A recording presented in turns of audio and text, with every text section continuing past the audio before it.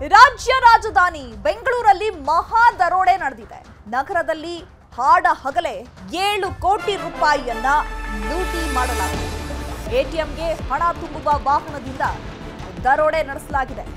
ಇದು ರಾಜ್ಯ ರಾಜಧಾನಿಯೇ ಬೆಂಗಳೂರಲ್ಲಿ ನಡೆದಿರುವಂತಹ ಮಹಾ ದರೋಡೆ. ಸಿನಿಮೆಯ ಶೈಲಿಯಲ್ಲಿ ಎಟಿಎಂಗೆ ಹಣ ತುಂಬುವಂತಹ ವಾಹನವನ್ನ ಅಡ್ಡಗಟ್ಟಿ ಬರೋಬ್ಬರಿ 7 ಕೋಟಿ ರೂಪಾಯಿಯನ್ನ ಲೂಟಿ ಮಾಡಲಾಗಿದೆ. ಬೆಂಗಳೂರಿನ ಡೈರಿ ಸರ್ಕಲ್ ಫ್ಲೈಓವರ್ ಮೇಲೆ ಈ ಘಟನೆ ನಡೆದಿದೆ. ಜೆಪಿ ನಗರ ಬ್ಯಾಂಕ್ನಿಂದ ಹಣ ತತ್ತಿದ್ದ ವಾಹನವನ್ನ ಅಡ್ಡಗಟ್ಟಿ ಖದೀಮರು 7 ಕೋಟಿ ರೂಪಾಯಿಯನ್ನ ದರೋಡೆ ಮಾಡಿ ಎಸ್ಕೇಪ್ ಆಗಿದ್ದಾರೆ. ಇನೋವಾ ಕಾರಿನಲ್ಲಿ ಬಂದು ರಾಬರಿಯನ್ನ ಮಾಡಿ ಪರಾರಿಯಾಗಿದ್ದಾರೆ. ಈಗ ಪೊಲೀಸರು, ಹಿರಿಯ ಅಧಿಕಾರಿಗಳು ಜೊತೆಗೆ ಎಫ್ಎಸ್ಎಲ್ ಟೀಮ್ ಸ್ಥಳಕ್ಕೆ ಭೇಟಿ ನೀಡಿ ರಾಬರಿ ಆದಂತಹ ಒಂದು ವಾಹನವನ್ನ ಪರಿಶೀಲನೆ ಮಾಡ್ತಾ ಇದ್ದಾರೆ. ಸುತ್ತಮುತ್ತ ಸಿಸಿಟಿವಿಗಳನ್ನ ಪರಿಶೀಲನೆ ಮಾಡ್ತಾ ಇದ್ದಾರೆ. ಇಷ್ಟು ದಿನ ಖದೀಮರು ಬ್ಯಾಂಕ್ಗಳನ್ನ ಟಾರ್ಗೆಟ್ ಮಾಡ್ತಾ ಇದ್ರು, ಬ್ಯಾಂಕ್ಗಳಿಗೆ ಹೋಗಿ ರಾಬರಿಯನ್ನ ಮಾಡ್ತಾ ಇದ್ರು. ಈಗ ಹೊಸ ರೀತಿ ಎಂಬಂತೆ ಎಟಿಎಂಗೆ ಹಣ ತುಂಬುವಂತಹ ವಾಹನವನ್ನ ಅಡ್ಡಗಟ್ಟಿ ಸುಮಾರು 7 ಕೋಟಿ ರೂಪಾಯಿಯನ್ನ ದರೋಡೆ ಮಾಡಿದ್ದಾರೆ. ಅದರಲ್ಲೂ ಆರ್ಬಿಐ ಅಧಿಕಾರಿಗಳ ಸೋಗಿನಲ್ಲಿ ಬಂದು ಬೆಂಗಳೂರಲ್ಲಿ ಸುಮಾರು 7 ಕೋಟಿ ರೂಪಾಯಿ ದರೋಡೆಯನ್ನ ಮಾಡಿದ್ದಾರೆ. ಇನ್ನು ಎಫ್ಎಸ್ಎಲ್ ಟೀಮ್ ಈಗ ಸ್ಥಳದಲ್ಲಿ ಫಿಂಗರ್ ಪ್ರಿಂಟ್ಸ್ ಅನ್ನ ತೆಗೆದುಕೊಳ್ತಾ ಇದೆ. ಅಧಿಕಾರಿಗಳು ಕೂಡ ಪರಿಶೀಲನೆ ಮಾಡ್ತಾ ಇದ್ದಾರೆ. ಇನೋವಾ ಕಾರ್ನಲ್ಲಿ ಬಂದಂತಹ ಖದೀಮರು ಏಕಾಏಕಿ ಎಟಿಎಂಗೆ ಹಣ ತುಂಬುವಂತಹ ವಾಹನವನ್ನ ಅಡ್ಡಗಟ್ಟಿದ್ದಾರೆ. ಸೊ ಮೇಲ್ನೋಟಕ್ಕೆ ಇದು ಪರಿಚಿತರೇ ಮಾಡಿರುವಂತಹ ಕೃತ್ಯ ಅನ್ನುವಂಥದ್ದು ಭಾಸ ಆಗ್ತಾ ಇದೆ. ಯಾಕಂದ್ರೆ ಏಕಾಏಕಿ ಒಂದು ವಾಹನವನ್ನ ಅಡ್ಡಗಟ್ತಾರೆ, ಸುಮಾರು 7 ಕೋಟಿ ರೂಪಾಯಿಯನ್ನ ಅವರು ದರೋಡೆ ಮಾಡ್ತಾರೆ ಅಂತ ಹೇಳಿದ್ರೆ ಯಾರಾದರೂ ಪರಿಚಿತರೇ ಈ ಒಂದು ಕೃತ್ಯಕ್ಕೆ ಸಹಾಯ ಮಾಡಿರಬಹುದು ಅನ್ನುವಂತಹ ಶಂಕೆ ವ್ಯಕ್ತವಾಗ್ತಾ ಇದೆ. ಇನ್ನು ಬೆಂಗಳೂರಲ್ಲಿ ಮಠ ಮಧ್ಯಾಹ್ನವೇ 7.11 ಕೋಟಿ ಲೂಟಿ ಆಗಿರೋದು. ಡೈರಿ ಸರ್ಕಲ್ ದರೋಡೆ ಸ್ಥಳಕ್ಕೆ ಪೊಲೀಸ್ ಟೀಮ್ ದೌಡಾಯಿಸಿದೆ. ಹಿರಿಯ ಅಧಿಕಾರಿಗಳು, ಎಫ್ಎಸ್ಎಲ್ ಟೀಮ್ ದರೋಡೆ ಜಾಗಕ್ಕೆ ದೌಡಾಯಿಸಿದ್ದಾರೆ. ಡೈರಿ ಸರ್ಕಲ್ ಸುತ್ತಲಿನ ಸಿಸಿಟಿವಿಗಳನ್ನ ತೀವ್ರ ಪರಿಶೀಲನೆ ಮಾಡ್ತಿದ್ದಾರೆ. ಇನೋವಾ ಕಾರಿಗಾಗಿ ಪೊಲೀಸರಿಂದ ತೀವ್ರ ಹುಡುಕಾಟವನ್ನ ನಡೆಸಲಾಗಿದೆ. ತಮಿಳುನಾಡು ಕಡೆ ದರೋಡೆ ಗ್ಯಾಂಗ್ ತೆರಳಿರುವಂತಹ ಅನುಮಾನ ವ್ಯಕ್ತವಾಗ್ತಾ ಇದೆ.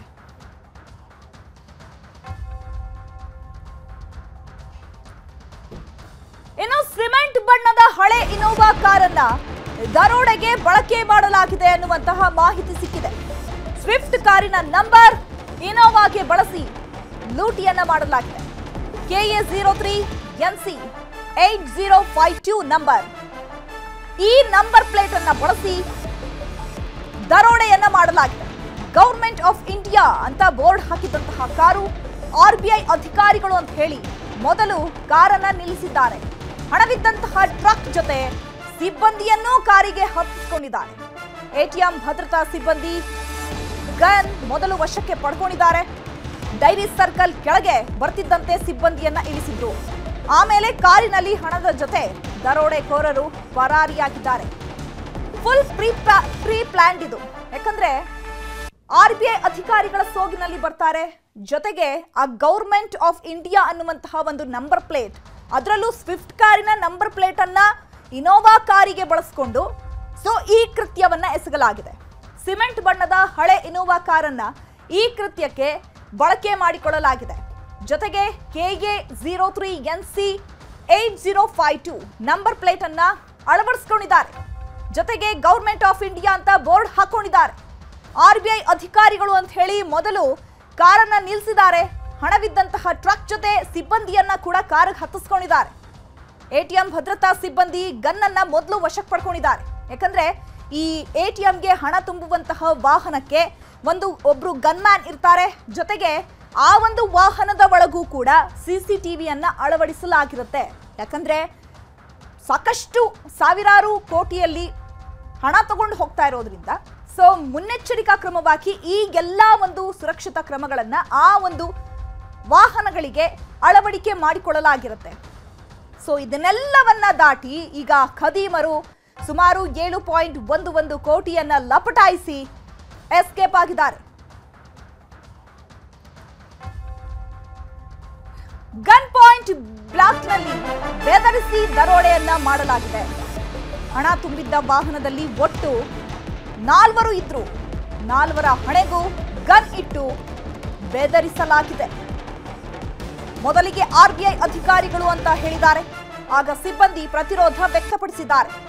ಆಗ ಪಾಯಿಂಟ್ ಬ್ಲಾಕ್ನಲ್ಲಿ ಗನ್ ಇಟ್ಟು ಬೆದರಿಕೆಯನ್ನ ಹಾಕಲಾಗಿದೆ. ಯಾವಾಗ ಮಾತಿಗೆ ಬಗ್ಗಲಿಲ್ಲ, ಆರ್ಬಿಐ ಅಧಿಕಾರಿಗಳು ನಾವು ಅಂತ ಹೇಳಿದಾಗ ಸಿಬ್ಬಂದಿಗಳು ಅದಕ್ಕೆ ಪ್ರತಿರೋಧವನ್ನ ವ್ಯಕ್ತಪಡಿಸಿದಾಗ ಏಕಾಏಕಿ ಅವರ ತಲೆಗೆ ಗನ್ನಲ್ಲಿ ಪಾಯಿಂಟ್ ಇಟ್ಟು ಬೆದರಿಕೆಯನ್ನ ಹಾಕ್ತಾರೆ.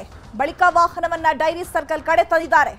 ಡೈರಿ ಸರ್ಕಲ್ ಫ್ಲೈಓವರ್ ಮೇಲೆ ಕಾರನ್ನ ನಿಲ್ಲಿಸಿದ್ದಾರೆ.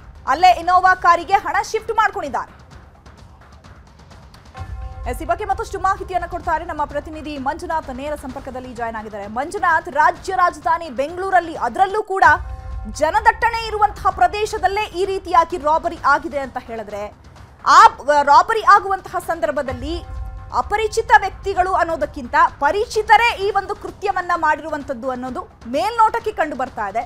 ಸೊ ಇದೆಲ್ಲವೂ ಕೂಡ ಹೇಗಾಯ್ತು? ಚೈತ್ರ, ಮಧ್ಯಾಹ್ನ ಸುಮಾರು 1:15 ಸರಿಯಾಗಿ ಒಂದು ಘಟನೆ ಆಗಿರುವಂತಹದ್ದು. ಏನು ನನ್ನ ಹಿಂಭಾಗದಲ್ಲಿ ಕಾಣ್ತಾ ಇದೆ, ಇದು CMS ಎನ್ನುವಂಥ ಒಂದು ವೆಹಿಕಲ್. ಇದು ಈ ಒಂದು ವೆಹಿಕಲ್ನಲ್ಲಿ ಬ್ಯಾಂಕ್ನಿಂದ ಹಣವನ್ನು ತಗೊಂಡೋಗಿ ATMಗಳಿಗೆ ತುಂಬುವಂಥ ಒಂದು ಕೆಲಸ ಆಗುತ್ತೆ. ಅದರಂತೆ ಈ ಒಂದು ವೆಹಿಕಲ್ನಲ್ಲಿ ಒಟ್ಟಿವತ್ತು 4 ಜನ ಇರ್ತಾರೆ. 4 ಜನರು ಕೂಡ ಅಷ್ಟೇ, ಇಬ್ಬರು ಗನ್ಮ್ಯಾನ್ ಇರ್ತಾರೆ, ಒಬ್ಬ ಡ್ರೈವರು ಮತ್ತೊಬ್ಬ ಹ್ಯಾಂಡ್ಲರು. ಈ 4 ಜನರು ಕೂಡ ಅಷ್ಟೇ JP ನಗರದಲ್ಲಿರುವಂಥ HDFC ಬ್ಯಾಂಕಿಂದ ಸುಮಾರು 7.5 ಕೋಟಿಯಷ್ಟು ಹಣವನ್ನು ತಗೊಂಡು ಈ ಒಂದು ವೆಹಿಕಲ್ನ ಮುಖಾಂತರವಾಗಿ ATMಗಳಿಗೆ ಹಣ ಹಾಕುವಂಥ ಒಂದು ಕೆಲಸಕ್ಕೆ ಮುಂದಾಗ್ತಾರೆ. ಅದರಂತೆ ಅಶೋಕ ಪಿಲ್ಲರ್ನ ಬಳಿ ಈ ಒಂದು ವೆಹಿಕಲ್ ಬರುತ್ತೆ. ವೆಹಿಕಲ್ ಬಂದಂಥ ಸಂದರ್ಭದಲ್ಲಿ ಈ ಒಂದು ವೆಹಿಕಲ್ನಲ್ಲಿದ್ದಂಥ 4 ಕೂಡ ಅಷ್ಟೇ ಒಂದು ಇನೋವಾ ಕಾರ್ನಲ್ಲಿ ಬಂದಂಥ ಟೀಮು ತಡೀತಾರೆ. 7-8 ಜನ ರಾಬರ್ಸ್ ಆ ಒಂದು ಇನೋವಾ ಕಾರ್ನಲ್ಲಿ ಇರ್ತಾರೆ. ಆ 7 ಜನರು ಕೂಡ ಅಷ್ಟೇ ತಡೆದಿದ್ದಾದಂಥ ಬಳಿಕ ನಾವು RBIನ ಅಧಿಕಾರಿಗಳು ಅಂತ ಹೇಳ್ಬಿಟ್ಟು ಅವ್ರಿಗೆ ಹೇಳ್ತಾರೆ, ಜೊತೆ ಡಾಕ್ಯುಮೆಂಟ್ ವೆರಿಫಿಕೇಶನ್ ಮಾಡಬೇಕು ಅಂತಲೂ ಕೂಡ ಹೇಳ್ತಾರೆ. ಅದಕ್ಕೆ ಪ್ರತಿರೋಧ ವ್ಯಕ್ತ ಮಾಡಿದಂಥ ವೇಳೆಯಲ್ಲಿ ಅವರ ಬಳಿ ಇದ್ದಂಥ ಗನ್ನನ್ನು ಇಟ್ಟು ಪಾಯಿಂಟ್ ಬ್ಲಾಕ್ನಲ್ಲಿ ಇಟ್ಟು ಬೆದರಿಕೆಯನ್ನು ಹಾಕ್ಕೊಂಡು ತದನಂತರ ಈ ಒಂದು ಗಾಡಿಯನ್ನು ಹೈಜಾಕ್ ಮಾಡ್ತಾರೆ. ಇದನ್ನು ಅವರು ವಶಕ್ಕೆ ಪಡ್ಕೊಂಡು ಬಂದು ನೇರವಾಗಿ ಡೈರಿ ಸರ್ಕಲ್ನ ಫ್ಲೈಓವರ್ನ ಮೇಲ್ಭಾಗಕ್ಕೆ ಬಂದು ಇಲ್ಲಿ ಹಣವನ್ನೆಲ್ಲವನ್ನು ಕೂಡ ಅವರು ತಂದಿದ್ದಂಥ ಗಾಡಿಗೆ ಶಿಫ್ಟ್ ಮಾಡ್ಕೊಂಡು ಇಲ್ಲಿಂದ ಎಸ್ಕೇಪ್ ಆಗ್ತಾರೆ. ಇದಾಂತ ಬಳಿಕ ಘಟನಾ ಸ್ಥಳಕ್ಕೆ ಪೊಲೀಸರು ಬರ್ತಾರೆ. ಇದಾಂತ ಬಳಿಕ FSL ಟೀಮ್ ಕೂಡ ಬಂದಿದೆ. ದೃಶ್ಯದಲ್ಲೂ ಕೂಡ ನೀವು ನೋಡ್ತಾ ಇರ್ಬೋದು, ನುರಿತ FSL ಟೀಮ್ನಿಂದ ಈಗಾಗಲೇ ಈ ಒಂದು ಬೆರಳಚ್ಚು ತಜ್ಞರನ್ನ ಕರೆಸ್ಕೊಂಡ್ಬಿಟ್ಟು ಅಲ್ಲೇನಾದರೂ ಫಿಂಗರ್ ಪ್ರಿಂಟ್ಸ್ ಇದೆಯಾ ಅನ್ನುವಂಥದ್ದನ್ನು ಚೆಕ್ ಮಾಡುವಂಥ ಒಂದು ಕೆಲಸವನ್ನು ಮಾಡ್ತಿದ್ರೆ. ಕಾರಣ ಏನು ಅಂತಂದರೆ, ಆ ರಾಬರ್ಸ್ ಏನಿದ್ದಾರೆ ಅವರು ಆ ಒಂದು ರಾಬರಿ ಮಾಡುವಂಥ ಟೈಮ್ನಲ್ಲಿ ಡೋರನ್ನು ಕೂಡ ಅಷ್ಟೇ ತೆಗೆದಿದ್ದಾರೆ. ಜೊತೆಗೆ ಒಳಗಡೆ ಇರುವಂಥ ಹಣವನ್ನು ಕೂಡ ಅಷ್ಟೇ ಅವರು ತಗೊಂಡು ಬೇರೆ ಗಾಡಿಗೆ ಶಿಫ್ಟ್ ಮಾಡಿದರೆ ಈ ಟೈಮ್ನಲ್ಲಿ ಒಂದಷ್ಟು ಫಿಂಗರ್ ಪ್ರಿಂಟ್ಸ್ ಅನ್ನುವಂತಹದ್ದು ವೆಹಿಕಲ್ನ ಯಾವುದೇ ಒಂದು ಭಾಗದಲ್ಲಿ ಬಿದ್ದಿರಬಹುದು ಅನ್ನೋಂಥ ಒಂದು ಸಂಶಯದ ಮೇರೆಗೆ ಈಗಾಗಲೇ FSLನ ಟೀಮ್ ಅವರು ಬಂದಿದ್ದಾರೆ. ಜೊತೆಗೆ ಬೆರಳಚ್ಚು ತಜ್ಞರು ಬಂದು ಅದನ್ನು ಚೆಕ್ ಮಾಡುವಂಥ ಒಂದು ಕೆಲಸವನ್ನು ಈಗಾಗಲೇ ಮಾಡ್ತಾ ಇದ್ದಾರೆ. ಯಾಕಂದರೆ ಏನೇ ಒಂದು ಫಿಂಗರ್ ಪ್ರಿಂಟ್ ಸಿಕ್ಕಿದ್ರೂ ಕೂಡ ಅಷ್ಟೇ ಪೊಲೀಸ್ IT ಆ ಒಂದು ಫಿಂಗರ್ ಪ್ರಿಂಟನ್ನು ಹಾಕಿದಂತಹ ವೇಳೆಯಲ್ಲಿ ಒಂದು ವೇಳೆ ಏನಾದರೂ ಆತ ನೋನ್ ಅಕ್ಯೂಸ್ಡ್ ಆಗಿದ್ದಂಥ ವೇಳೆಯಲ್ಲಿ ಆತ ಯಾರು ಅಂತ ಗೊತ್ತಾಗುತ್ತೆ. ಅನ್ನೋನ್ ಅಕ್ಯೂಸ್ಡ್ ಆಗಿದ್ದಂಥ ವೇಳೆಯಲ್ಲಿ ಆತನ್ನು ಮುಂದಿನ ದಿನಗಳಲ್ಲಿ ಚೆಕ್ ಮಾಡಬಹುದು ಅಂತ ಹೇಳ್ಬಿಟ್ಟು ದೃಶ್ಯದಲ್ಲೂ ಕೂಡ ನೀವು ನೋಡ್ತಾ ಇರ್ಬೋದು. ಈಗಾಗಲೇ ಪೊಲೀಸರು ಕೂಡ ಈಗಾಗಲೇ ಘಟನಾ ಸ್ಥಳಕ್ಕೆ ಬಂದಿದ್ದಾರೆ. ಸಿದ್ದಾಪುರ ಪೊಲೀಸ್ ಸ್ಟೇಷನ್ನ ವ್ಯಾಪ್ತಿಯಲ್ಲಿ ಒಂದು ಘಟನೆ ಆಗಿದೆ. ಆ ಒಂದು ಕಾರಣಕ್ಕೋಸ್ಕರ ಸಿದ್ದಾಪುರ ಇನ್ಸ್ಪೆಕ್ಟರ್ ಕೂಡ ಈಗಾಗಲೇ ಘಟನಾ ಸ್ಥಳಕ್ಕೆ ಬಂದುಬಿಟ್ಟು ಮಾಹಿತಿಯನ್ನು ಕಲೆಕ್ಟ್ ಮಾಡುವಂಥ ಒಂದು ಕೆಲಸವನ್ನು ಮಾಡ್ತಿದ್ದಾರೆ. ಈ ಒಂದು ಮೇಲ್ನೋಟಕ್ಕೆ ಪೊಲೀಸರ ಪ್ರಾಥಮಿಕ ತನಿಖೆ ವೇಳೆಯಲ್ಲಿ ಇದು ಇನೋವಾ ಕಾರ್ ಅಲ್ಲ, ಬದಲಾಗಿ ಸ್ವಿಫ್ಟ್ ಕಾರ್ನ ಒಂದು ನಂಬರ್ ಪ್ಲೇಟ್ ಅನ್ನುವಂಥದ್ದು ಕೂಡ ಗೊತ್ತಾಗುತ್ತೆ. ಯಾಕಂದರೆ ಆ ಇನೋವಾ ಕಾರ್ನ ನಂಬರ್ ಪ್ಲೇಟನ್ನು ನೋಡಿದಂತಹ ವೇಳೆಯಲ್ಲಿ ವೈಟ್ ಬೋರ್ಡ್ ಆಗಿರುತ್ತೆ. ಜೊತೆಗೆ ಅದನ್ನು ವೆರಿಫೈ ಮಾಡ್ಕೊಳ್ತಾ ಹೋದಂತಹ ವೇಳೆಯಲ್ಲಿ ಅದು ಇಂದಿರಾನಗರ RTOದಲ್ಲಿ ರಿಜಿಸ್ಟರ್ ಆಗಿರುತ್ತೆ. ಜೊತೆಗೆ ಅದು ಸ್ವಿಫ್ಟ್ ಕಾರ್ಗೆ ಸಂಬಂಧಪಟ್ಟಂತಹ ನಂಬರ್ ಪ್ಲೇಟ್. ಅದನ್ನು ಇವರು ಮ್ಯಾನಿಪ್ಯುಲೇಟ್ ಮಾಡಿಕೊಂಡು ಇನೋವಾ ಕಾರ್ಗೆ ಇವತ್ತು ಹಾಕ್ಕೊಂಡು ಬಂದು ರಾಬರಿ ಮಾಡಿದ್ರು ಅಂತ ಗೊತ್ತಾಗುತ್ತೆ. ಇಲ್ಲಿ ಕ್ಲಿಯರ್ ಕಟ್ ಆಗಿ ಗೊತ್ತಾಗುತ್ತೆ ಇದು ಪಕ್ಕಾ ಪ್ರೀ ಪ್ಲ್ಯಾನ್ಡ್ ಆದಂಥ ಒಂದು ರಾಬರಿ ಅನ್ನುವಂಥದ್ದು. ಜೊತೆಗೆ ಈ ಒಂದು ವೆಹಿಕಲ್ ಅಂತ CMSನ ವೆಹಿಕಲ್ ಇದು. ಈ ಒಂದು ವೆಹಿಕಲ್ನಲ್ಲಿ 4 ಜನ ಇದ್ದರು ಅನ್ನುವಂಥದ್ರ ಬಗ್ಗೆ ಮಾಹಿತಿ ಇದೆ. ಆ 4 ಜನರು ಕೂಡ ಅಷ್ಟೇ ಈಗಾಗಲೇ ಸಿದ್ದಾಪುರ ಪೊಲೀಸರು ವಶಕ್ಕೆ ಪಡ್ಕೊಂಡು ಎನ್ಕ್ವೈರಿಯನ್ನು ಮಾಡ್ತಾ ಇದ್ದಾರೆ. ಕಾರಣ ಏನು ಅಂತಂದರೆ ಇವರ ಇನ್ವಾಲ್ವ್ಮೆಂಟ್ ಏನಾದರೂ ಈ ಒಂದು ರಾಬರಿಯಲ್ಲಿ ಇರಬಹುದಾ ಅನ್ನುವಂಥದ್ದು ಮೇಲ್ನೋಟಕ್ಕೆ ಸಹಜವಾಗಿ ಮೂಡಿರುವಂಥ ಒಂದು ಅನುಮಾನ. ಆ ಕಾರಣಕ್ಕೋಸ್ಕರ ಅವ್ರನ್ನ ಇಂಟ್ರೋಗೇಷನ್ ಮಾಡ್ತಿದ್ರೆ. ಅವ್ರು ಹೇಳ್ತಿರುವಂಥ ಮಾಹಿತಿಯ ಪ್ರಕಾರವಾಗಿ ಅವರೆಲ್ಲರೂ ಕೂಡ ಅಷ್ಟೇ ಹಿಂದಿ ಭಾಷೆಯಲ್ಲಿ ಮಾತನಾಡ್ತಾ ಇದ್ರು. ಹಿಂದಿಯಲ್ಲಿ ನಮಗೆ ಹೆದರಿಸಿದ್ರು, ನಿಮ್ಮನ್ನು ಸಾಯಿಸ್ತೀವಿ, ನಾವು ಹೇಳ್ದಂಗೆ ಕೇಳಿಲ್ಲ ಅಂತೇಳಿ ಹೆದರಿಸಿದ್ರು ಅಂತ ಹೇಳಿದ್ದಾರೆ. ಆ ಒಂದು ಕಾರಣಕ್ಕೋಸ್ಕರ ಅವರ ಒಂದು ಹಿಸ್ಟ್ರಿಯನ್ನು ಕೂಡ ಈಗಾಗಲೇ ಚೆಕ್ ಮಾಡುವಂಥ ಒಂದು ಕೆಲಸವನ್ನು ಕೂಡ ಪೊಲೀಸರು ಮಾಡ್ತಾ ಇರುವಂಥದ್ದು. ಕಾರಣ ಏನು ಅಂತಂದರೆ ಈ 4 ಜನ ಹಿಸ್ಟ್ರಿ ಏನಾಗಿರ್ಬೋದು, ಯಾಕಂದರೆ ಹಿಂದೆಯೂ ಕೂಡ ಇದೇ ರೀತಿಯಂಥ CMS ವೆಹಿಕಲ್ಗಳು ರಾಬರಿ ಕೇಸ್ನಲ್ಲಿ ಅಲ್ಲಿರುವಂಥ ಸಿಬ್ಬಂದಿಯವರ ಇನ್ವಾಲ್ವ್ಮೆಂಟ್ ಬಗ್ಗೆ ಒಂದಷ್ಟು ಕೇಸ್ಗಳು ರಿಜಿಸ್ಟರ್ ಆಗಿತ್ತು. ಆ ಒಂದು ನಿಟ್ಟಿನಲ್ಲಿ ಇವರು ಕೂಡ ಅಷ್ಟೇ ಅದರಲ್ಲಿ ಇನ್ವಾಲ್ವ್ಮೆಂಟ್ ಇದ್ದಾರಾ ಅಥವಾ ಅವ್ರಿಗೇನು ಗೊತ್ತೇ ಇಲ್ವಾ, ಈ ಒಂದು ರಾಬರ್ಸ್ ಗ್ಯಾಂಗಿಗೆ ಹೆಂಗೆ ಇವರು ಇಷ್ಟೊಂದು ಹಣವನ್ನು ತಗೊಂಡು ಹೋಗ್ತಾರೆ ಅನ್ನೋದ್ರ ಬಗ್ಗೆ ಮಾಹಿತಿ ಇತ್ತು. ಜೊತೆಗೆ ಆ ಒಂದು ರಾಬರ್ಸ್ ಗ್ಯಾಂಗ್ ಏನಾದರೂ ಫಾಲೋ ಮಾಡ್ಕೊಂಡು ಬಂದಿದ್ರಾ, ಯಾಕಂದರೆ ATMಗೆ ಹಣ ತುಂಬುವಂಥ ವೆಹಿಕಲಲ್ಲಿ ಎಷ್ಟು ದುಡ್ಡು ಇರುತ್ತೆ ಮತ್ತು ಆ ಒಂದು ಹಣವನ್ನು ಎಲ್ಲೆಲ್ಲಿ ತುಂಬಬೇಕು ಅಂತ ಮೊದಲನೇ ಪ್ಲಾನ್ ಆಗಿರುತ್ತದು. ಜೊತೆಗೆ ಎಲ್ಲಿಂದ ಹಣ ತೊಗೊಂಡೋಗ್ಬೇಕು ಅನ್ನೋಂಥದ್ದು ಪ್ಲಾನ್ ಆಗಿರುತ್ತೆ. ಆ ಒಂದು ಕಾರಣಕ್ಕೋಸ್ಕರ ಏನಾದರೂ ಪ್ರೀ ಪ್ಲ್ಯಾನ್ಡ್ ಆಗಿ ಒಂದು ರಾಬರಿಯನ್ನು ಮಾಡಿದಾರ ಅನ್ನುವಂಥದ್ದು ಈಗ ಪೊಲೀಸರಿಗೆ ಕೂಡ ಅನುಮಾನ ಮೂಡ್ತಾ ಇರುವಂಥದ್ದು. ಈ ಕಾರಣಕ್ಕೋಸ್ಕರನೇ ಈ ಒಂದು ವೆಹಿಕಲ್ನಲ್ಲಿದ್ದಂಥ 4 ಜನರನ್ನು ಕೂಡ ಈಗಾಗಲೇ ಪೊಲೀಸರು ತಮ್ಮ ವಶಕ್ಕೆ ಪಡ್ಕೊಂಡು ಇಂಟ್ರೋಗೇಷನ್ ಮಾಡ್ತಿದ್ದಾರೆ. ಮತ್ತೊಂದು ಕಡೆ ಕೂಡ ಈಗಾಗಲೇ ಆ ಒಂದು ಇನೋವಾ ವೆಹಿಕಲ್ ಏನು ಫೇಕ್ ನಂಬರ್ ಪ್ಲೇಟನ್ನು ಧರಿಸ್ಕೊಂಡು ಹೋಗಿದ್ದಂತಹ ವೆಹಿಕಲ್ ಇತ್ತು, ಆ ಒಂದು ವೆಹಿಕಲ್ ಪತ್ತೆಗೂ ಕೂಡ ಈಗಾಗಲೇ ವಿಶೇಷ ತಂಡಗಳನ್ನು ರಚನೆ ಮಾಡ್ಕೊಂಡಿದ್ದಾರೆ. ಜೊತೆಗೆ ಎಲ್ಲ ಪೊಲೀಸ್ ಸ್ಟೇಷನ್ನಲ್ಲಿರುವಂತಹ ಒಂದು ಸಿಬ್ಬಂದಿ ಮತ್ತು ಅಧಿಕಾರಿಗಳು ಕೂಡ ಈಗಾಗಲೇ ಮಾಹಿತಿಯನ್ನು ಕೊಟ್ಟಿದ್ದಾರೆ. ಇಂತಹ ಪರ್ಟಿಕ್ಯುಲರ್ ಆದಂತಹ ಒಂದು ವೆಹಿಕಲ್ ಏನಾದರೂ ಎಲ್ಲಾದರೂ ಕಾಣಿಸಿದ್ರೆ ಇಮಿಡಿಯೇಟ್ ಆಗಿ ಕಂಟ್ರೋಲ್ ರೂಮ್ಗೂ ಕೂಡ ಮಾಹಿತಿಯನ್ನು ಕೊಡಿ ಅಥವಾ ಪೊಲೀಸ್ ಸ್ಟೇಷನ್ಗೂ ಕೂಡ ಮಾಹಿತಿಯನ್ನು ಕೊಡಿ ಅಂತ ಹೇಳಿದರೆ, ಅದರಂತೆ ಬೆಂಗಳೂರು ನಗರದಲ್ಲೂ ಕೂಡ ಈಗಾಗಲೇ ಹುಡುಕಾಟವು ಕೂಡ ಆರಂಭವಾಗಿದೆ. ಈಗ ಇರುವಂಥ ಒಂದು ಮಾಹಿತಿಯ ಪ್ರಕಾರವಾಗಿ ಆ ಒಂದು ವೆಹಿಕಲ್ ಏನಿದೆ ಅದು ಬೆಂಗಳೂರನ್ನು ಬಿಟ್ಟು ಹೊರಗಡೆ ಹೋಗಿದೆ, ಹೊಸಕೋಟೆ ಮಾರ್ಗವಾಗಿ ಹೋಗಿದೆ ಅನ್ನುವಂಥದ್ರ ಬಗ್ಗೆ ಸದ್ಯಕ್ಕಿರುವಂಥ ಒಂದು ಮಾಹಿತಿ.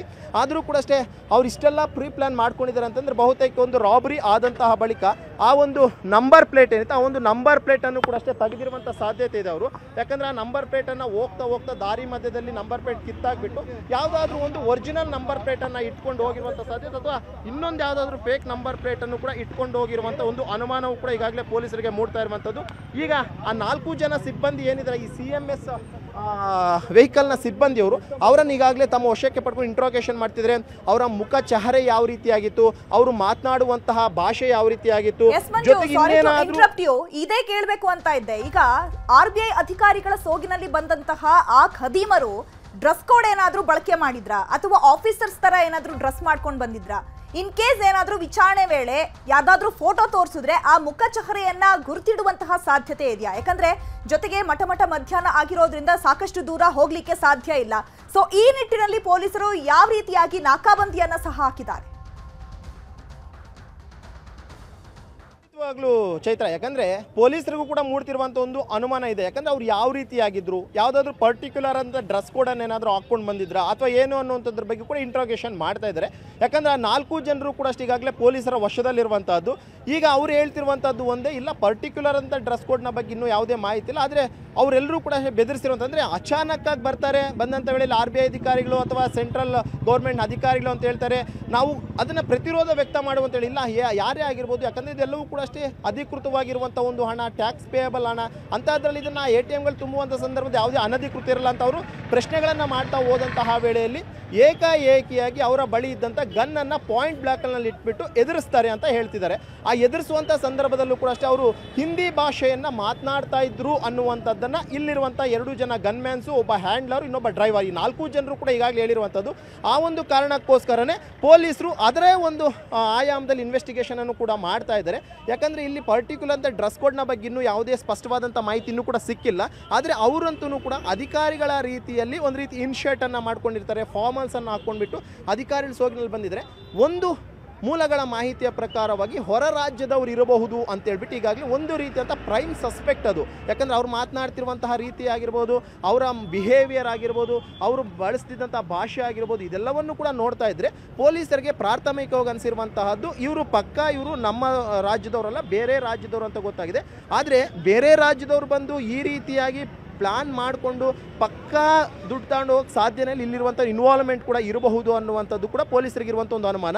ಈ ಕಾರಣಕ್ಕೋಸ್ಕರನೇ ಪ್ರೈಮರಿಯಾಗಿ ಆ 4 ಜನರ ಮೇಲೂ ಕೂಡ ಸಸ್ಪೆಕ್ಟನ್ನು ಮಾಡ್ಕೊಂಡು ಅವ್ರನ್ನ ಒಂದು ಕಡೆ ಇಂಟ್ರಾಗೇಷನ್ ಮಾಡ್ತಿದ್ರೆ, ಮತ್ತೊಂದು ಕಡೆ ವಿಶೇಷ ತನಿಖೆಯ ತಂಡಗಳನ್ನು ರಚನೆ ಮಾಡಿಕೊಂಡು ಬೆಂಗಳೂರಿನಾದ್ಯಂತಲೂ ಕೂಡ ಇರುವಂತಹ CC ಕ್ಯಾಮ್ರಾಗಳು ಮತ್ತು ಅದರಲ್ಲೂ ಪ್ರಮುಖವಾಗಿ ಈ ಒಂದು ಅಶೋಕ ಪಿಲ್ಲರ್ನಿಂದ ಈ ಡೈರಿ ಸರ್ಕಲ್ಗೆ ಬರುವಂತಹ ಒಂದು ಮಾರ್ಗ ಏನಿತ್ತು ಆ ಒಂದು ಮಾರ್ಗದಲ್ಲಿರುವಂಥ CC ಕ್ಯಾಮ್ರಾ ಫುಟೇಜಸ್ ಆಗಿರ್ಬೋದು, ಜೊತೆಗೆ ಡೈರಿ ಸರ್ಕಲ್ನಿಂದ ಹಣದ ಸಮೇತವಾಗಿ ಆ ವೆಹಿಕಲ್ ಹೋಗಿರುವಂತಹದ್ದು ಈ ಒಂದು ದೊಮ್ಲೂರು ಇಂದಿರಾನಗರ ಭಾಗವಾಗಿ ಅದು ನೆಕ್ಸ್ಟ್ KR ಪುರಂನ ಸಮೀಪಿಸಿ ಆ ಒಂದು ಹೊಸಕೋಟೆ ಮಾರ್ಗವಾಗಿ ಹೋಗಿದೆ ಅನ್ನೋಂಥದ್ರ ಬಗ್ಗೆ ಇನ್ನೊಂದು ರೀತಿಯಂಥ ಮಾಹಿತಿ. ಹೊಸಕೋಟೆ ಮಾರ್ಗವಾಗಿ ಹೋಯಿತು ಅಂತಂದರೆ ಬಹುತೇಕ ಅದು ಇಲ್ಲ ಕೋಲಾರ ಈ ಒಂದು ಆಂಧ್ರ ಗಡಿ ಭಾಗಕ್ಕೆ ಹೋಗಿರ್ಬೋದು, ಇಲ್ಲ ಅಂತಂದರೆ ಹೊಸಕೋಟೆಯಲ್ಲಿರುವಂತಹ ಒಂದು ರೋಡ್ ಡೈವರ್ಷನನ್ನು ತಗೊಂಡು ಅದು ತಮಿಳ್ನಾಡಿನ ಭಾಗಕ್ಕೆ ಹೋಗಿರಬಹುದು ಅನ್ನುವಂಥದ್ದು ಕೂಡ ಸಸ್ಪೆಕ್ಟ್ ಇದೆ. ಆ ಕಾರಣಕ್ಕೋಸ್ಕರ ಹೊಸಕೋಟೆ ಟೋಲ್ನ ಬಳಿಯೂ ಕೂಡ ಈಗಾಗಲೇ ಪೊಲೀಸರನ್ನು ಅಲರ್ಟ್ ಇರುವಂಥ ಸೂಚನೆಯನ್ನು ಕೊಟ್ಟಿದ್ದಾರೆ. ಯಾವುದಾದ್ರೂ ಒಂದು ಸಸ್ಪಿಷಿಯಸ್ ವೆಹಿಕಲ್ ಏನಾದರೂ ಕಂಡು ಬಂತು ಅಥವಾ ಅಲ್ಲಿರುವಂಥ ಸ್ಟಾಫ್ ಆಗಿರ್ಬೋದು, ಒಂದು ವೆಹಿಕಲ್ನಲ್ಲಿ 4-5 ಜನ ಇದ್ದುಕೊಂಡು ಏನಾದರೂ ಅವರು ಹೋಗ್ತಾ ಇದ್ರೆ ಅಂಥವ್ರನ್ನೂ ಕೂಡ ಅಷ್ಟೇ ಕೂಡಲೇ ವಿಚಾರಣೆಯನ್ನು ಮಾಡಿ ಅವ್ರು ಯಾರು ಏನು ಅನ್ನೋಂಥದ್ರ ಬಗ್ಗೆ ವಿಚಾರಣೆ ಮಾಡಿ ಜೊತೆಗೆ ವೆಹಿಕಲನ್ನು ಕೂಡ ಚೆಕ್ ಮಾಡಿ ಅಂತಲೂ ಕೂಡ ಈಗಾಗಲೇ ಸೂಚನೆಯನ್ನು ಕೊಟ್ಟಿದ್ದಾರೆ. ಅದರಂತೆ ಎಲ್ಲ ಕಡೆ ಕೂಡ ಅಷ್ಟೇ ನಾಕಾಬಂದಿಯನ್ನು ಹಾಕೊಂಡು ತಪಾಸಣೆ ಮಾಡುವಂಥ ಒಂದು ಕೆಲಸವು ಕೂಡ ಈಗಾಗಲೇ ಬರದಿಂದ ಸಾಕ್ತಿರುವಂಥದ್ದು. ಒಟ್ಟಿನಲ್ಲಿ ಈ ಒಂದು ಘಟನೆ ಆಗಿರುವಂಥದ್ದು ನೋಡಿದ್ರೆ ಕ್ಲಿಯರ್ ಕಟ್ಟಾಗಿ ಗೊತ್ತಾಗುತ್ತೆ. ಪಕ್ಕ ಇದೊಂದು ಪ್ಲಾನ್ ಮಾಡ್ಕೊಂಡು ಬಂದಿರುವಂಥ ರಾಬರಿ, ಪ್ಲಾನ್ ಮಾಡಿಕೊಂಡೇ ಬಂದು ಈ ಒಂದು ರಾಬರಿಯನ್ನು ಮಾಡಿಕೊಂಡು 7,11,00,000 ದೋಚ್ಕೊಂಡು ಈಗ ಎಸ್ಕೇಪ್ ಆಗಿರುವಂಥ ಆರೋಪಿಗಳಿಗೋಸ್ಕರ ಪೊಲೀಸರು ಹುಡುಕಾಟವನ್ನು ಕೂಡ ಮುಂದುವರಿಸಿರುವಂತಹದ್ದು. Chaitra, okay, thank you Manjunath ತಮ್ಮೆಲ್ಲ ಇನ್ಫಾರ್ಮೇಶನ್ಗೆ. ಮೇಲ್ನೋಟಕ್ಕೆ CMS ಸಿಬ್ಬಂದಿ ಮೇಲೂ ಅನುಮಾನವನ್ನ ವ್ಯಕ್ತಪಡಿಸಲಾಗ್ತಾ ಇದೆ. ಡಿಸಿಪಿ ನೇತೃತ್ವದಲ್ಲಿ ತನಿಖೆಯನ್ನ ನಡೆಸಲಾಗ್ತಾ ಇದೆ. ದರೋಡೆ ಬಗ್ಗೆ ಶ್ರೀಮಂತ್ ಕುಮಾರ್ ಸಿಂಗ್ ರಿಯಾಕ್ಷನ್ ಕೊಟ್ಟಿದ್ದಾರೆ. ಯಾಕಂದ್ರೆ ಮೇಲ್ನೋಟಕ್ಕೆ CMS ಸಿಬ್ಬಂದಿಯ ಮೇಲೂ ಕೂಡ ಅನುಮಾನ ವ್ಯಕ್ತವಾಗ್ತಾ ಇದೆ. ಇದು ಶ್ರೀಮಂತ್ ಕುಮಾರ್ ಸಿಂಗ್ ಅವರ ಮೊದಲ ಪ್ರತಿಕ್ರಿಯೆ ಇದು. ಸೊ ಈಗ ಖದೀಮರು 7,11,00,000 ರಾಬರಿ ಮಾಡಿದಾರಲ್ಲ, CMS ಸಿಬ್ಬಂದಿ ಮೇಲೆ ಈಗ ಅನುಮಾನವನ್ನ ವ್ಯಕ್ತಪಡಿಸಲಾಗ್ತಾ ಇದೆ. ಯಾಕಂದ್ರೆ ಪರಿಚಿತರೇ ಇದಕ್ಕೆ ಸಹಾಯ ಮಾಡಿರುವಂತಹ ಸಾಧ್ಯತೆ ಇರೋದ್ರಿಂದ ಸೊ ತನಿಖೆ ನಡೆಸಲಾಗ್ತಾ ಇದೆ ಅಂತ ಹೇಳಿ ದರೋಡೆ ಬಗ್ಗೆ ಶ್ರೀಮಂತ್ ಕುಮಾರ್ ಸಿಂಗ್ ಮೊದಲ ರಿಯಾಕ್ಷನ್ ಕೊಟ್ಟಿದ್ದಾರೆ. ಇವತ್ತು ಮಧ್ಯಾಹ್ನ ನಮ್ಮ ಸೌತ್ ಡಿವಿಷನಲ್ಲಿ JP ನಗರ್, ಸಿದ್ದಾಪುರ ಮತ್ತು ಸುದ್ಗಂಡಪಾಳ್ಯ ಬೇರೆ ಕಡೆಯಿಂದ ಮಾಹಿತಿ ಬಂತು. ಬಟ್ ಎಕ್ಸಾಕ್ಟಾಗಿ ಈಗ ಸಿದ್ದಾಪುರ ಪೊಲೀಸ್ ಸ್ಟೇಷನ್ ವ್ಯಾಪ್ತಿಯಲ್ಲಿ ನಮ್ಮ ಸೌತ್ DCP ಮತ್ತು ಜಾಯಿಂಟ್ ಕಮಿಷನರ್ ವೆಸ್ಟ್ ಅವರು ಅಲ್ಲಿದ್ದಾರೆ. ಅವರು ಆ್ಯಸ್ ಆಫ್ ನಾವು 7 ಕೋಟಿ ಅಂದಾಜು ಅದು ಅಮೌಂಟ್ ಹೋಗಿದೆ ಅಂತ ಮಾಹಿತಿ ಬಂದಿದೆ. ಆದರೆ ಇನ್ನೂ ವೆರಿಫೈ ಆಗ್ತಾಯಿದೆ. ಯಾಕೆಂದರೆ ಡ್ರೈವರ್ ಯಾರಿದ್ದಾರೋ ಅವ್ರು ಕರೆಕ್ಟಾಗಿ ಮಾಹಿತಿಗಳು ಹೇಳ್ತಾ ಇಲ್ಲ. ನಮ್ಮ ಟೀಮ್ಸ್ ಅವರು ಇಷ್ಟೇ ಮಾಹಿತಿ ಅದಾದ ಮೇಲೆ ನಾವು ಎಂಟೈರ್ ಸಿಟಿಯಲ್ಲಿ ನಾಕಾಬಂದಿ ಮಾಡಿದ್ದೀವಿ. ನಮ್ಮ ಪ್ರಯತ್ನ ನಾವು ಮಾಡ್ತಾಯಿದ್ದೀವಿ ಫಿಸಿಕಲಿ ಹಿಡಿಲಿಕ್ಕೆ. ನಮ್ಮ ಟೀಮ್ಸ್ ಎಲ್ಲ ಕಡೆ ಸ್ಪ್ರೆಡ್ ಔಟ್ ಆಗಿದ್ದಾರೆ. ಅದರಲ್ಲಿ ಬೇರೆ ಬೇರೆ ಥರ ಟೀಮ್ಸ್ ಕೂಡ ಮಾಡಿದ್ದೀವಿ. ಫಿಸಿಕಲಿ ಗ್ರೌಂಡಲ್ಲಿ ಕೆಲವಿದ್ದಾರೆ, ಕೆಲವು ನಮ್ಮ ಕಂಟ್ರೋಲ್ ರೂಮಲ್ಲಿದ್ದಾರೆ, ಕೆಲವು ಬೇರೆ ಬೇರೆ ಟೆಕ್ನಿಕಲ್ ವಿಂಗ್ಸ್ ಅವರು ಎಲ್ಲ ಕೆಲಸ ಮಾಡ್ತಾಯಿದ್ದಾರೆ. ನಾವು ಆದಷ್ಟು ಬೇಗ ಇದು ಕೇಸ್ ಡಿಟೆಕ್ಟ್ ಮಾಡಲಿಕ್ಕೆ ಪ್ರಯತ್ನ ಮಾಡ್ತೀವಿ. ಸರ್, ಏನಂತೇಳಿ ಅವ್ರು ಬಂದ್ಕೊಂಡಿದ್ದಾರೆ ಸರ್ ಡ್ರೈವರ್ ಹತ್ರ? ನಾನು ನಿಮಗೆ ಹೇಳಿದ್ದೀನಿ, ನಮ್ಮ ಟೀಮ್ಸ್ ಈಗ 2 DCP ಮತ್ತು ಜಾಯಿಂಟ್ ಕಮಿಷನರ್ ಅಲ್ಲಿದ್ದಾರೆ. ಈಗ ಡೀಟೇಲ್ಸ್ ಯಾಕೆಂದರೆ ಪಕ್ಕ ಒಂದು ಸ್ಟೇಟ್ಮೆಂಟ್ ಆದಮೇಲೆ ನಾವು ನಿಮಗೆ ಹೇಳ್ಬೋದು. ಬಟ್ ಇನಿಷಿಯಲ್ ರಿಪೋರ್ಟ್ ಪ್ರಕಾರ ಒಂದು CMSದು ಒಂದು ಕ್ಯಾಶ್ ಗಾಡಿ ಇತ್ತು, ಅದರಿಂದ ಜಬರ್ದಸ್ತಿ ಅವ್ರದ್ದು ಬೇರೆ ಗಾಡಿಗೆ ಟ್ರಾನ್ಸ್ಫರ್ ಮಾಡಿ ತೊಗೊಂಡೋಗಿದೆ. ಸೊ ಎಷ್ಟು ಜನ ಬಂದಿರಂತ ಸರ್? ಯಾವುದು ಈಗ ನಮ್ಮ ಹತ್ರ ಕ್ಲಿಯರ್ ಕಟ್ ಮಾಹಿತಿ ಇಲ್ಲ. ಮಾಹಿತಿ ಅದಾದಮೇಲೆ ನಾವು ಮಾಡ್ತೀವಿ. ಥ್ಯಾಂಕ್ಸ್. ಅವ್ರ ಹತ್ರ ಭದ್ರತಾ ಸಿಬ್ಬಂದಿ ಹತ್ರ ಅವರು ಆರ್ಮ್ಸ್ ಎಲ್ಲ ಇರುತ್ತಲ್ಲ, ಅದೆಲ್ಲ ಎಲ್ಲ ವೆರಿಫೈ ಮಾಡಬೇಕು. ಈಗ ಎಷ್ಟು ಜನ ಭದ್ರತೆ ಅವರಿದ್ದರು, ಏನು ವೆಪನ್ ಇತ್ತು, ಯಾಕೆ ಅವರು ವೆಪನ್ ಯೂಸ್ ಮಾಡಲಿಲ್ಲ, ಮತ್ತು ತಕ್ಷಣ ಮಾಹಿತಿ ಕೂಡ ಕೊಟ್ಟಿಲ್ಲ. ಸ್ವಲ್ಪ ಮಾಹಿತಿ ಕೊಡುವಾಗ ವಿಳಂಬ ಆಗಿದೆ. ತಕ್ಷಣ ಹೇಳಿಬಿಟ್ಟಿದ್ರೆ ನಾವು ಖಂಡಿತ ಇನ್ನೂ ಇಮಿಡಿಯೇಟ್ಲಿ ಆ್ಯಕ್ಷನ್ ತೊಗೊಳ್ತೀವಿ. ಸೊ ಎಲ್ಲ ಆ್ಯಂಗಲ್ಸ್ ನಾವು ನೋಡ್ತಾ ಇದ್ದೀವಿ, ಮಾಹಿತಿ ಏನೇನಿದೆ. Thank you sir. ಹಾಗಾದ್ರೆ ಈ ದರೋಡೆಯನ್ನ ಉತ್ತರ ಭಾರತದ ಗ್ಯಾಂಗ್ ಮಾಡಿರಬಹುದಾ? ಹಾಗಿದ್ರೆ ಉತ್ತರ ಭಾರತದ ಗ್ಯಾಂಗ್ನಿಂದ ನಡೀತಾ ದರೋಡೆ ವೇಳೆ ಹಿಂದಿ ಮಾತನಾಡ್ತಾ ಇದ್ರು ಅನ್ನೋ ಮಾಹಿತಿ ಲಭ್ಯ ಆಗಿದೆ. ಸದ್ಯ ಹಣ ತುಂಬಿದ್ದ ವಾಹನದಲ್ಲಿನ ಸಿಬ್ಬಂದಿಯನ್ನ ತೀವ್ರವಾಗಿ ವಿಚಾರಣೆ ನಡೆಸಲಾಗ್ತಾ ಇದೆ. ಡ್ರೈವರ್, ಗನ್ಮ್ಯಾನ್ ಸೇರಿದಂತೆ 4 ಸಿಬ್ಬಂದಿಯನ್ನ ವಿಚಾರಣೆ ಮಾಡಲಾಗ್ತಾ ಇದೆ. 2 ಗನ್ಮ್ಯಾನ್, ಓರ್ವ ಡ್ರೈವರ್, ಓರ್ವ ಹ್ಯಾಂಡ್ಲರ್ ಅನ್ನ ವಿಚಾರಣೆಗೆ ಒಳಪಡಿಸಲಾಗಿದೆ. ಘಟನೆ ಸ್ಥಳದಲ್ಲೇ ವಿಚಾರಣೆ ನಡೆಸ್ತಾ ಇರೋ ಸಿದ್ದಾಪುರ ಪೊಲೀಸರು. ಯಾಕಂದ್ರೆ ಈಗ ಕಮಿಷನರ್ ಒಂದು ಮಾಹಿತಿಯನ್ನ ಕೊಟ್ಟರು, ಅವ್ರ ಹತ್ರ ಇದ್ದಿದ್ದಂತಹ ಆಮನ್ನ ಬಳಸದೇ ಇರೋದು ಸಾಕಷ್ಟು ಅನುಮಾನಕ್ಕೆ ಕಾರಣವಾಗಿದೆ ಅಂತ. ಯಾಕಂದ್ರೆ ATMಗೆ ಹಣ ತುಂಬಲಿಕ್ಕೆ ಹೋಗಬೇಕಾದ್ರೆ ಆ ವಾಹನಕ್ಕೆ CCTVಯನ್ನ ಕೂಡ ಅಳವಡಿಸಬೇಕಾಗಿರುತ್ತೆ. ಜೊತೆಗೆ ಆ ಗನ್ ಮ್ಯಾನ್ ಇರ್ತಾರಲ್ಲ, ಅವರು ಫುಲ್ಲಿ ಟ್ರೈನ್ ಅಪ್ ಆಗಿರ್ತಾರೆ. ಇಂತಹ ಸಂದರ್ಭದಲ್ಲೇ ತಮ್ಮ ಆಯುಧಗಳನ್ನ ಬಳಸಬೇಕು ಅನ್ನುವಂಥದ್ದು ಕೂಡ ಟ್ರೈನಿಂಗ್ ಅಲ್ಲಿ ಅವರಿಗೆ ಹೇಳ್ಕೊಟ್ಟಿರ್ತಾರೆ. ಬಟ್ ಯಾಕೆ ಹಾಗಿದ್ರೆ ಅವರ ಹತ್ರ ಇರುವಂತಹ ಆರ್ಮ್ ಅನ್ನ ಬಳಸಲಿಲ್ಲ? ಅದು ತಡವಾಗಿ ಮಾಹಿತಿ ಬಂದಿದೆ. ಯಾಕಂದ್ರೆ ಇವರೇ ಏನಾದ್ರೂ ಸಪೋರ್ಟ್ ಮಾಡಿದಾರಾ ಅನ್ನುವಂತ ಅನುಮಾನ ಈಗ ಮೇಲ್ನೋಟಕ್ಕೆ ಕಂಡು ಬರ್ತಾ ಇದೆ. ಹಣ ಲೂಟಿಗೆ ಖತರ್ನಾಕ್ ಪ್ಲಾನ್ ಮಾಡಿದ್ದ ದರೋಡೆಕೋರರು. ಮೊದಲಿಗೆ ಜೆನ್ ಕಾರಿನಲ್ಲಿ ಎಟಿಎಂ ವ್ಯಾನ್ ಅಡ್ಡಗಟ್ಟಿದ ಗ್ಯಾಂಗ್, ಬಳಿಕ ಜೆನ್ ಕಾರಿನಿಂದ ಇನೋವಾಗೆ ದರೋಡೆಕೋರರು ಶಿಫ್ಟ್ ಆಗಿದ್ದಾರೆ. 2 ಕಾರುಗಳಿಗೆ ನಕಲಿ ನಂಬರ್ ಅನ್ನ ಅಳವಡಿಕೆ ಮಾಡಿದ್ದಾರೆ ಅನ್ನೋದು ಈಗ ಪತ್ತೆಯಾಗಿದೆ. ಜೆನ್ ಕಾರಿನಲ್ಲೂ 3-4 ಮಂದಿ ಇದ್ದ ಬಗ್ಗೆ ಮಾಹಿತಿ ಲಭ್ಯ ಆಗಿದೆ. ಬಳಿಕ ವ್ಯಾನ್ ಅಡ್ಡಗಟ್ಟಿ ಹಣ ತೆಗೆದುಕೊಂಡು ಪರಾರಿಯಾಗಿದ್ದಾರೆ. ಪೊಲೀಸರು ಮತ್ತೊಂದು ಆಯಾಮದಲ್ಲೂ ಕೂಡ ಈಗ ತನಿಖೆಯನ್ನ ಮಾಡಬಹುದು. ಯಾಕಂದ್ರೆ ಡೈರಿ ಸರ್ಕಲ್ ಅಂತಂದ್ರೆ ಸಾಕಷ್ಟು ವಾಹನ ದಟ್ಟಣೆ ಇರುವಂತಹ ಒಂದು ಪ್ಲೇಸ್ ಅದು. ಸೊ ಅಲ್ಲೇನಾದ್ರೂ ದರೋಡೆ ಆಗಿದ್ರೆ, ಜೊತೆಗೆ ವಾಹನವನ್ನ ಅಲ್ಲಿ ಅಡ್ಡಗಟ್ಟಿ ಇನೋವಾ ಕಾರಿಗೆ ಎಲ್ಲಾ ಹಣವನ್ನ ಶಿಫ್ಟ್ ಮಾಡ್ಕೊಂಡಿದ್ದಾರೆ ಅಂತಂದ್ರೆ ಪಕ್ಕದಲ್ಲಿ ಹೋಗ್ತಾ ಇದ್ದಂತಹ ಕಾರಿನ ಡ್ಯಾಶ್ ಕ್ಯಾಮ್ನಲ್ಲೂ ಕೂಡ ಈ ಒಂದು ದೃಶ್ಯಗಳು ಕ್ಯಾಪ್ಚರ್ ಆಗಿರಬಹುದು. ಬೆಂಗಳೂರಿನ ಅರಮನೆ ಮೈದಾನದಲ್ಲಿ ಮಾಲಿನ್ಯ ನಿಯಂತ್ರಣ ಮಂಡಳಿಯ ಸುವರ್ಣ ಮಹೋತ್ಸವ ಕಾರ್ಯಕ್ರಮ ನಡೀತಾ ಇದೆ. ಸಿಎಂ ಸಿದ್ದರಾಮಯ್ಯ, ಮಾಲಿನ್ಯ ನಿಯಂತ್ರಣ ಮಂಡಳಿ ಅಧ್ಯಕ್ಷ ಶಾಸಕ ಎಂಪಿ ನರೇಂದ್ರ ಸ್ವಾಮಿ, ಸಚಿವರಾದ ಸುಧಾಕರ್, ಚಲುವರಾಯಸ್ವಾಮಿ, ಶಾಸಕರಾದ ಎಸಿ ಶ್ರೀನಿವಾಸ್, ರಮೇಶ್ ಬಂಡಿಸಿದ್ದೇಗೌಡ, ಸಿಎಂ ಕಾನೂನು ಸಲಹೆಗಾರ ಪೊನ್ನಣ್ಣ ಭಾಗಿಯಾಗಿದ್ದಾರೆ. ಮಲ್ಲೇಶ್ವರಂ ಬಿಜೆಪಿ ಶಾಸಕ ಅಶ್ವತ್ಥ ನಾರಾಯಣ್ ಕಾರ್ಯಕ್ರಮಕ್ಕೆ ಆಗಮಿಸಿದರು. ಕಾರ್ಯಕ್ರಮದಲ್ಲಿ ಮಾತನಾಡಿದ ನರೇಂದ್ರ ಸ್ವಾಮಿ, ನೀರು, ಪರಿಸರ ಸಂರಕ್ಷಣೆ ನಮ್ಮ ಆದ್ಯತೆ ಆಗಬೇಕು. ರಾಜ್ಯದಾದ್ಯಂತ ವಾಯು ಗುಣಮಟ್ಟ ಪರೀಕ್ಷೆ ಆಗ್ತಾ ಇದೆ. ನೀರು ಮಾಪಕಗಳನ್ನ ಸ್ಥಾಪನೆ ಮಾಡ್ತಿದ್ದೇವೆ. ಮಂಡಳಿಗೆ ಹೊಸ ವಾಹನ ನೀಡಲಾಗಿದೆ. ಪ್ರತಿ ಜಿಲ್ಲೆಯ 3 ಪರಿಸರ ಪ್ರಶಸ್ತಿ ನೀಡಿದ್ದೇವೆ. ರೀಲ್ಸ್ ಮಾಡಿ ಬಹುಮಾನ ಗೆಲ್ಲಿ ಅಂತ ಹೇಳಿದ್ದೆವು. ಎಲ್ಲ ಯುವ ಜನರನ್ನ ಇದರಲ್ಲಿ ತೊಡಗಿಸಿದ್ದೆವು. 5 ರಾಜ್ಯ ಮಟ್ಟದ ಸಂಸ್ಥೆಗಳಿಗೆ ಪ್ರಶಸ್ತಿ ನೀಡಿದ್ದೇವೆ. ದಾವಣಗೆರೆ ಜಿಲ್ಲೆ ಪ್ಲಾಸ್ಟಿಕ್ ಮುಕ್ತ ಜಿಲ್ಲೆ ಆಗ್ತಾ ಇದೆ ಅಂತ ಹೇಳಿದ್ರು. ಇನ್ನು ನರೇಂದ್ರ ಸ್ವಾಮಿ ಅವರನ್ನ ನಮ್ಮ ಪ್ರತಿನಿಧಿ ಕೃಷ್ಣ ಮಾತನಾಡಿಸಿದ್ದಾರೆ. ಬನ್ನಿ ನೋಡೋಣ.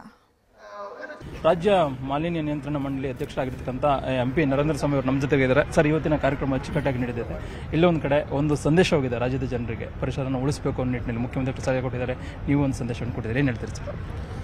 ನಮ್ಮ ಈ ಪ್ರಯತ್ನ ಸುವರ್ಣ ಮಹೋತ್ಸವದ ಕಾರ್ಯಕ್ರಮವನ್ನು ರಾಜ್ಯಾದ್ಯಂತ ಮುಖ್ಯಮಂತ್ರಿಗಳ ಒಂದು ಆದೇಶದ ಮೇರೆಗೆ ರಾಜ್ಯ ಸರ್ಕಾರ ಕೊಟ್ಟಂಥ ನಿರ್ದೇಶನವನ್ನು ಎಲ್ಲ ಜಿಲ್ಲಾಡಳಿತ ಮತ್ತು ನಮ್ಮ ಮಂಡಳಿಯ ಎಲ್ಲ ಅಧಿಕಾರಿಗಳು ಪರಿಸರದ ಕಾಳಜಿಯನ್ನು ಇಡೀ ರಾಜ್ಯಾದ್ಯಂತ ಪಸರಿಸ್ತಕ್ಕಂಥ, ಜನರಲ್ಲಿ ಜಾಗೃತಿಯನ್ನು ಮೂಡಿಸ್ತಕ್ಕಂಥ ಪ್ರಾಮಾಣಿಕ ಪ್ರಯತ್ನವನ್ನು ನಾವು ಮಾಡಿದ್ದೀವಿ.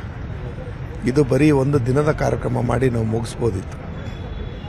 ಯಾಕೆ ಇಷ್ಟೊಂದು ಮಾಡಿದ್ವಿ ಅಂದರೆ 50 ವರ್ಷಗಳ ಸಾಧನೆಯಲ್ಲಿ ನಮ್ಮ ಮಂಡಳಿ ಜಡತ್ವದಿಂದ ಆಚೆ ಬರಬೇಕು, ಪರಿಸರ ಸ್ನೇಹಿಯಾಗಿರ್ತಕ್ಕಂಥ ಜನರನ್ನ ಹುಡುಕಬೇಕು, ಪರಿಸರ ಸಂರಕ್ಷಿಸ್ತಕ್ಕಂಥ ಹೊಣೆ ಇರತಕ್ಕಂಥ ಮನೋಭಾವ ಇರತಕ್ಕಂಥವ್ರನ್ನ ನಾವು ಹುಡುಕಬೇಕು, ಅವ್ರ ಬಳಿಗೆ ಹೋಗಬೇಕು. ಇನ್ನಷ್ಟು ಯುವಕರನ್ನ ಜಾಗೃತಗೊಳಿಸಿ ಈ ರಾಜ್ಯ ರಾಷ್ಟ್ರಕ್ಕೆ ಪರಿಸರದ ಒಂದು ಜವಾಬ್ದಾರಿಯನ್ನು ಅವ್ರ ಹೆಗಲಿಗೆ ಹಾಕಬೇಕು. ಮಂಡಳಿ ಬರೀ ಕಾಯ್ದೆ, ಕಾನೂನು ಮತ್ತು ನಮ್ಮ ಜವಾಬ್ದಾರಿ ಇಷ್ಟಕ್ಕೆ ಸೀಮಿತವಾದರೆ ಸಾಲಲ್ಲ. ಹೊಸತನದೊಂದಿಗೆ, ಸರ್ವರ ಸಹಭಾಗಿತ್ವದೊಂದಿಗೆ ಈ ಮಾಲಿನ್ಯ ನಿಯಂತ್ರಣ ಮಂಡಳಿಯ ಜವಾಬ್ದಾರಿಯನ್ನು, ವಿಶೇಷವಾಗಿ ಪರಿಸರವನ್ನು ಉಳಿಸ್ತಕ್ಕಂಥ ಕೆಲಸವನ್ನು ನಾವು ಮಾಡೋಣ. ಹಲವಾರು ಹೊಸ ಸವಾಲುಗಳು ನಮ್ಮ ಮುಂದಿದೆ. ಅವುಗಳನ್ನೆಲ್ಲ ಎದುರಿಸಬೇಕಾದ್ರೆ ಬರೀ ಮಂಡಳಿಗೆ ಸಾಧ್ಯ ಇಲ್ಲ. ಸರ್ವರ ಒಂದು ಸಹಕಾರ ಮತ್ತು ಅರಿವಿನ ಮುಖಾಂತರ ಈಗ ಪರಿಸರದ ಕಾಳಜಿಯ ಅರಿವು ಮೂಡಿಸ್ತಕ್ಕಂಥ ರಾಜ್ಯ ಮಟ್ಟದ ಮತ್ತು ಜಿಲ್ಲಾ ಮಟ್ಟದ ಎಲ್ಲ ಕಾರ್ಯಕ್ರಮಗಳ ಜೊತೆಯಲ್ಲಿ ವಿಧಾನಸಭಾ ಕ್ಷೇತ್ರದಲ್ಲೂ ವಿದ್ಯಾರ್ಥಿಗಳನ್ನ ನಾವು ಮತ್ತು ಪರಿಸರವಾದಿಗಳನ್ನ ಎಲ್ಲರೂ ಕೂಡ ಇದರಲ್ಲಿ ಭಾಗಿಯಾಗತಕ್ಕಂಥ ಅವಕಾಶವನ್ನು ನೀಡಿದ್ವಿ. ಜಿಲ್ಲಾ ಮಟ್ಟದಲ್ಲೂ ವಿದ್ಯಾರ್ಥಿಗಳು ಯಾರ್ಯಾರು ಇದರಲ್ಲಿ ಪಾಲ್ಗೊಂಡು ಪ್ರಶಸ್ತಿಯನ್ನು ಪಡೆದರು ಅವ್ರಿಗೂ ಬಹುಮಾನ ಕೊಟ್ಟಿದ್ದೀವಿ, ಸರ್ಟಿಫಿಕೇಟ್ ಕೊಟ್ಟಿದ್ದೀವಿ. ಪರಿಸರವಾದಿಗಳಿಗೆ ಜಿಲ್ಲಾ ಮಟ್ಟದ ಒಂದು ಜಿಲ್ಲಾಡಳಿತದ ಜವಾಬ್ದಾರಿನಲ್ಲಿ ಪ್ರಮುಖವಾದಂಥ 3 ಜನಕ್ಕೆ ನಾವು ಪ್ರಶಸ್ತಿಯನ್ನು, ಇಂದಿರಾ ಪ್ರಿಯದರ್ಶಿನಿ ಪರಿಸರ ಪ್ರಶಸ್ತಿಯನ್ನು ಕೂಡ ಕೊಟ್ಟಿದ್ವಿ. ಇವತ್ತು ರಾಜ್ಯ ಮಟ್ಟದಲ್ಲಿ ಏನು 5 ಜನಕ್ಕೆ ಕೊಟ್ವಿ, ಅದೇ ರೀತಿ ಜಿಲ್ಲಾ ಮಟ್ಟದಲ್ಲೂ ಕೊಟ್ಟಿದ್ವಿ. ಒಂದು ಹೊಸ ಸವಾಲನ್ನು ಇಟ್ವಿ. ಇನ್ನಷ್ಟು ಇವತ್ತಿನ ಆಧುನಿಕ ತಂತ್ರಜ್ಞಾನವನ್ನು ಉಪಯೋಗಿಸಿ ರೀಲ್ಸ್ ಮಾಡಿ ಬಹುಮಾನ ಗೆಲ್ಲಿ ಅನ್ನೋದು ಯಾವ ರೀತಿ ನಮ್ಮ ಜನರ ಮನಸ್ಥಿತಿ ಇದೆ, ಪರಿಸರದ ಕಾಳಜಿ ಇದೆ ಅನ್ನೋದು ಅದರಲ್ಲಿ ಹೊರಹೊಮ್ಮುತ್ತೆ. ಅದರಲ್ಲಿ ಪ್ರಮುಖವಾದಂಥ 3 ಆಯ್ಕೆ ಮಾಡೋದು ದೊಡ್ಡ ಸವಾಲಾಗಿತ್ತು. ನಾವು ಪಾರದರ್ಶಕವಾಗಿ ಕೆಲಸ ಮಾಡಿದ್ವಿ. ಇರ್ಬೋದು, ಇನ್ನೂ ಸಮಾನಾಂತರವಾಗಿ ಅರ್ಹರಿದ್ದವರು ಇರ್ಬೋದು. ಮುಂದಿನ ದಿನಗಳಲ್ಲಿ ಅವ್ರನ್ನೂ ಗುರುತಿಸುವಂಥ ಕೆಲಸವನ್ನು ಮಾಡ್ತೀವಿ. ನಾನು ಮಂಡಳಿಯಿಂದ ನಮ್ಮ ಜವಾಬ್ದಾರಿಯ ಪ್ರತಿಯೊಂದು ವಿಚಾರವೂ ನಿಮ್ಮದು. ಇದು ನಿಮಗಾಗಿ, ಭವಿಷ್ಯಕ್ಕಾಗಿ, ಪರಿಸರಕ್ಕಾಗಿ. ಇದಿಷ್ಟು ನರೇಂದ್ರ ಸ್ವಾಮಿ ಅವರ ಮಾತು. ಕ್ಯಾಮರಾ ಪರ್ಸನ್ ವಿಶ್ವನಾಥ್ ಅವರ ಜೊತೆಗೆ ಕೃಷ್ಣಾಜೀವಿ, ನ್ಯೂಸ್ 18 ಕನ್ನಡ, ಬೆಂಗಳೂರು.